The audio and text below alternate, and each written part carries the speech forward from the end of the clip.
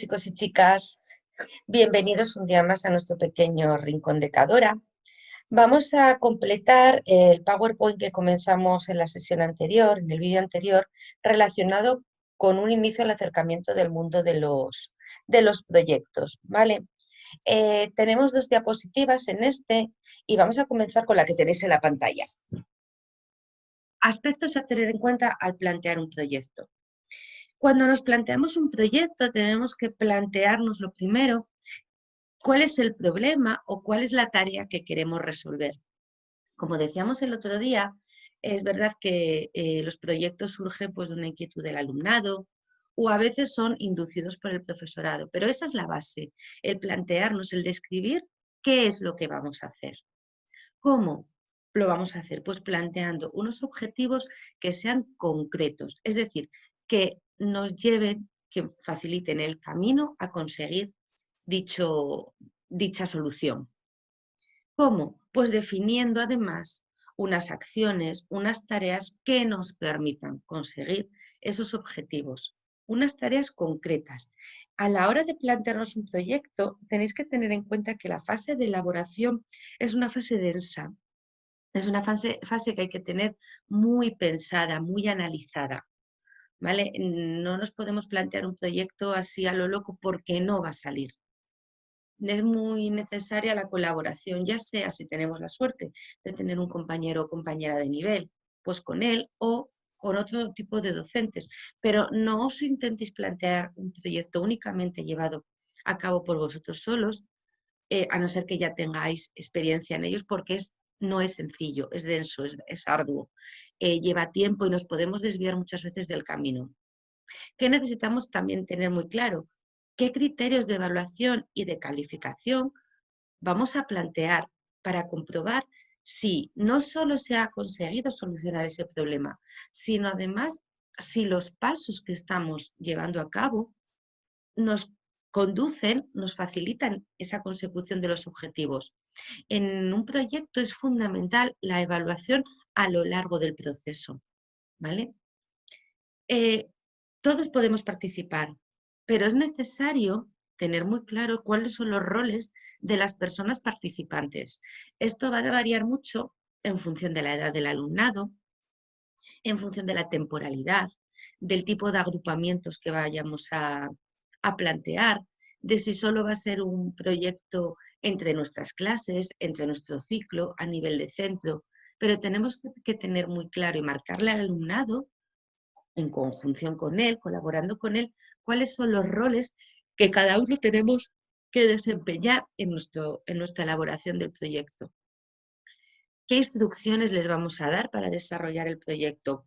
Ya no solo las acciones y las tareas, sino los pasos para poder hacer esas acciones. Tenemos que establecer un calendario de actuaciones. ¿Por qué? Por lo que os decía anteriormente, porque es necesario llevar a cabo un proceso de evaluación muy continua para ver si estamos en buen camino. ¿Qué recursos vamos a tener? ¿Qué recursos vamos a necesitar? Pero no solo recursos materiales. La amplitud, la grandiosidad de un proyecto viene marcada también por la facilidad con la que nosotros podamos obtener información de otras fuentes. En muchos casos no vamos a poder tener profesionales en los centros, pero sí que tenemos que tener la facilidad y el saber hacer, el saber buscar información que nos facilite y que nos llene nuestro proyecto. Un proyecto tiene que ser un reto, esa es la base, pero no puede ser inalcanzable, ni para nosotros como docentes, ni para el alumnado, porque eso es lo más desmotivante del mundo.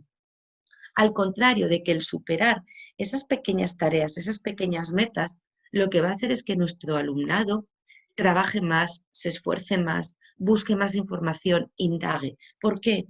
Porque analiza, porque comprueba, porque es capaz de ver que su esfuerzo tiene una recompensa. Es decir, que las tareas, las acciones que vamos marcando se pueden conseguir. Y además, al plantear un proyecto, tenemos que entenderlo de una manera muy global. Y para eso lo que necesitamos analizar y tener en cuenta es que va a ser necesario el manejar diferentes lenguajes, no solo un lenguaje oral en las asambleas, o un lenguaje gráfico haciendo fichas, no. Sí que necesito un lenguaje gráfico para poder plasmar esa información que estoy obteniendo de diferentes redes sociales o de diferentes páginas web o en formato papel, plasmarlo a nivel pictórico, pues ya sea en un cartel, en una exposición, haciendo panfletos, folletos. Es decir, tenemos que manejar y utilizar una gran variedad de lenguajes. Y para eso tenemos que volver a la facilidad que el alumnado tenga para acceder a diferentes recursos. A ver, ¿qué podemos pasar? Ahí, se nos fue. Por último, ¿cuáles son las características que va a tener un proyecto? Una vez que yo me lo planteo, ¿qué tengo que tener en cuenta?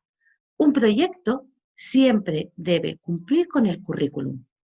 Es más, los proyectos, uno de los aspectos más beneficiosos que tienen es que siempre amplían ese currículum. Es decir, nosotros en nuestro país, en nuestro sistema educativo, tenemos establecido una serie de contenidos que se trabajan en diferentes cursos académicos. Pero eso no quiere decir que yo no pueda trabajar un concepto, un conocimiento, un saber en otro momento. Por ejemplo, en primaria, en algunas comunidades autónomas, pues el conocimiento del espacio, del sistema solar, se trabaja en quinto de primaria. ¿Qué es? ¿Que hasta quinto de primaria yo no puedo hacer un proyecto basado en el espacio? Pues sí.